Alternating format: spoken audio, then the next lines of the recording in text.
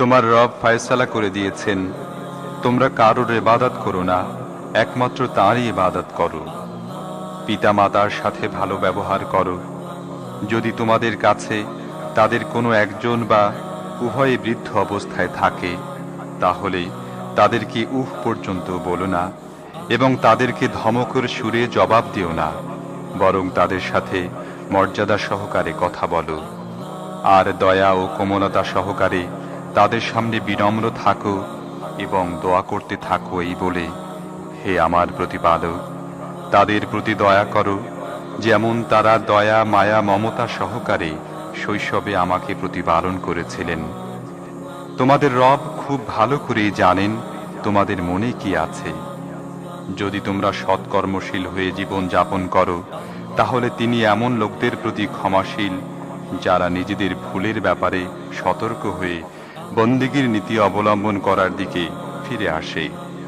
আত্মীয়কে তার অধিকার দাও এবং মিসকিন ও মুসাফিরকেও তাদের অধিকার দাও। বাজে খরচ করো না, যারা বাজে খরচ করে তারা শয়তানের ভাই, আর শয়তান তার রবের প্রতি অকৃতজ্ঞ।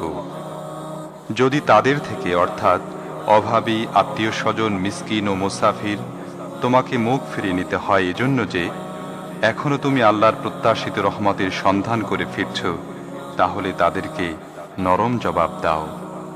নিজের হাত গলায় বেঁধে রেখো না এবং তাকে একেবারে খোলাও ছেড়ে দিও না, তাহলে তুমি নিন্দিত ও অক্ষম হয়ে যাবে। তোমার রব যার জন্য চান রিজিক প্রশস্ত করে দেন, আবার যার জন্য চান সংকীর্ণ করে দেন। তিনি নিজের বান্দাদের অবস্থা জানেন এবং তাদেরকে দেখছেন।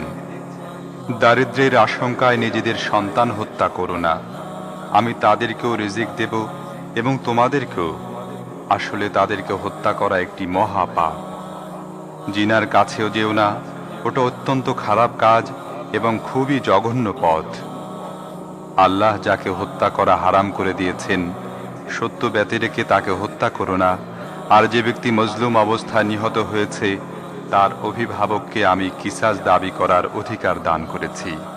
কাজী হত্যার ব্যাপারে তার সীমা অতিক্রম করা উচিত নয়, তাকে সাহায্য করা হবে।